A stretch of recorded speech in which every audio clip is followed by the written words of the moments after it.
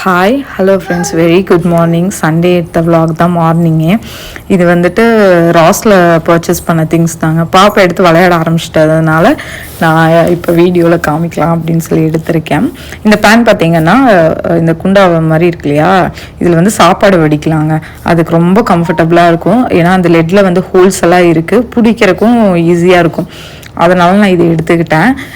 இந்த ஹெவியாக இருக்க பேன் தாங்க நான் பர்ச்சேஸ் பண்ணேன். ஆல்ரெடி ஷார்ட்ஸில் சொல்லியிருப்பேன் இல்லையா, லைட் பேன் ஹெவி பேன்.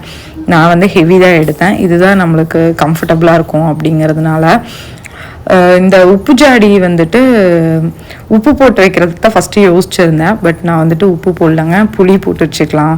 ஏன்னா புளி வந்து நான் பிளாஸ்டிக் டப்பாவில் தான் வச்சுருக்கேன். ஆக்சுவலாக கண்ணாடி பாட்டில் இருந்தது, அதில் வேறு திங்ஸை வச்சுட்டு பிளாஸ்டிக் டப்பா காலியாக இருக்குன்னு அதில் போட்டு வச்சுருந்தேன். அது வந்து பிளாஸ்டிக்கை கொஞ்சம் அவாய்ட் பண்ணுறதுக்காக நான் கொஞ்சமாக திங்ஸை வந்து மாற்றி வைக்கிறதுக்காக இந்த மாதிரி கண்டெய்னர்ஸ் வந்து எடுத்துக்கிட்டு இருக்காங்க. இதில் லெட்டில் பார்த்திங்கன்னா ஒரு ரப்பர் மாதிரி இருக்கங்காட்டி கொஞ்சம் மூடி வந்து நல்லா க்ரிப்பாக இருக்கும், லூஸெல்லாம் இருக்காது. இந்த 3 கண்டெய்னர் வந்துட்டு கிளாஸ் தான். இது ஆல்ரெடி நான் பார்த்துட்டே இருந்தேங்க, எப்போவாது வாங்கலாம் அப்படின்னு சொல்லிட்டு. அன்னைக்கு போயிருந்தப்போ இதுதான் எனக்கு கிடச்சிது. இன்னொன்று வந்துட்டு அந்த ஃப்ளிப் பண்ணுற மாதிரி, அதாவது பட்டன் மாதிரி இருந்தது. பட் அந்த மாதிரி எனக்கு கிடைக்கல, ஐக்கியாவில் வாங்கின மாதிரி எனக்கு கிடைக்கல. அதனால் ஓகே அப்படின்னு சொல்லிட்டு இந்த 3 கண்டெய்னர் மட்டும் எடுத்துக்கலாம் அப்படின்னு சொல்லி கிளாஸில் எடுத்திருக்கேன். ஆயில் டிஸ்பென்சர் பார்த்திங்கன்னா ஐக்கியா வீடியோலையே பார்த்துருப்பீங்க, அதுக்காக தான் நான் போனேன். அங்கே ஐக்கியாவில் எனக்கு கிடைக்கவே இல்லைங்க. அப்புறம் நிறைய பிளேஸில் பார்த்தேன், பட் எல்லாம் சிங்கிள் பீஸாக இருந்துச்சு, இல்லாட்டி சிங்கிள் பீஸ் 2 எடுக்கிற மாதிரி இருந்துச்சு, பிடிக்கல எனக்கு. அதனால் நான் அதை விட்டுட்டேங்க. பட் இங்கே பார்த்தீங்கன்னா ரொம்ப அழகாக இருந்துச்சு, எனக்கு செட்டாக கிடச்சிருச்சு ரெண்டுமே. இது ஒரு வந்து நல்ல ஒரு பிராண்டு. ஸோ இதில் மேலே பார்த்தீங்கன்னா லெட்டுமே நல்லா டைட்டாக தான் இருந்தது எனக்கு. சில்வரு கிளாஸு பாதி வந்து சில்வராக தெரியும், கீழே மேலே வந்து கிளாஸாக இருக்கும். இது வந்து ஜாயிண்டட் தான்.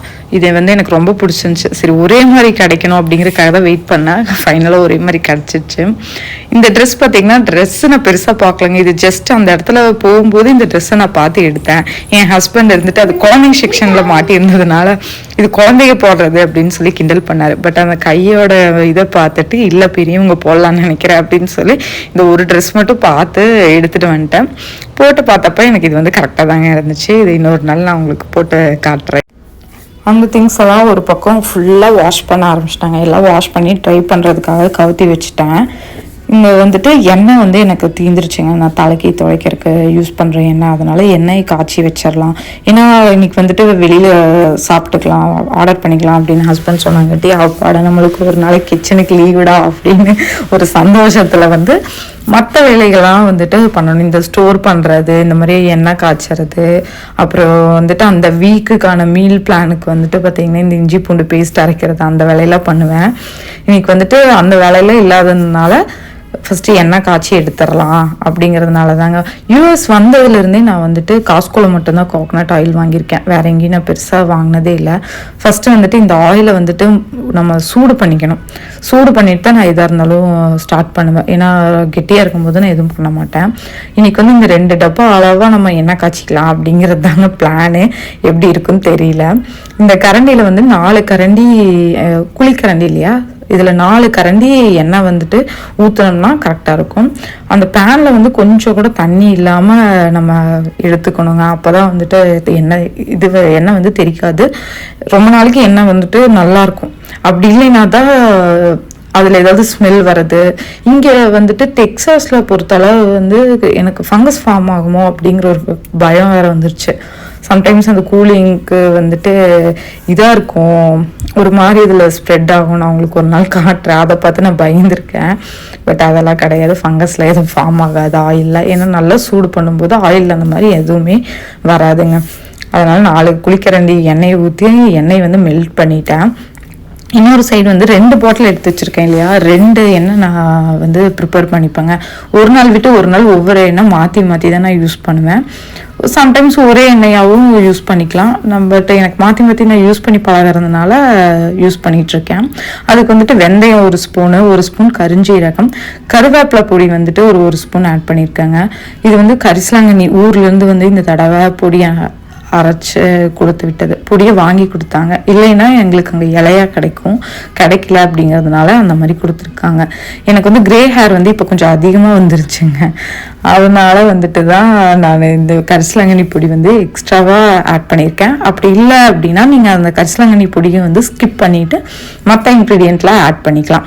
நான் ஃபஸ்ட்டு வந்துட்டு எண்ணெய் நல்லா சூடாயிடுச்சு இல்லையா, இன்னொரு இதில் வந்துட்டு எண்ணெய் ஊற்றி அதில் கொஞ்சமாக வெங்காயம் மட்டும் போட்டு அந்த எண்ணெய் கொதிக்க ஆரம்பிச்சிருச்சு. இன்னொரு பக்கம் வந்துட்டு இன்னொரு பவுலில் வந்துட்டு கொஞ்சமாக அந்த சூடான எண்ணெயை எடுத்து ஊற்றி அது வந்து நல்லாவே சூடாகவே தான் இருந்துச்சு எண்ணெய். அதில் வந்துட்டு வேப்பாலை பட்டை அப்படின்னு சொல்லுவாங்க. இது வந்து நாட்டு மருந்து கடையில் கிடைக்குங்க. இந்தியாவில் தான் அதை கிடைக்கும், இங்கே யூஎஸில் கிடைக்காது. நானும் நிறைய பக்கம் பார்த்துருக்கேன். அது உள்ளே போட்டோன்னே ஒரு மாதிரி ரெட் கலரில் வருது பார்த்தீங்களா, அதுதாங்க கன்சிஸ்டன்சி அதோடது. அது அவ்வளோதான். நீங்கள் ஓவர் நைட் அதை வச்சுட்டு ஃபில்ட்ரு பண்ணி நீங்கள் பாட்டிலில் ஊற்றிக்கலாம். இதுவும் நல்லா கொதிக்க ஆரம்பிச்சிருச்சு. இதையும் அதே மாதிரி நல்லா ஆற விட்டுட்டு ஓவர் நைட்டு விட்டுட்டு நீங்கள் ஃபில்ட்ரு பண்ணி எடுத்துக்கலாம்.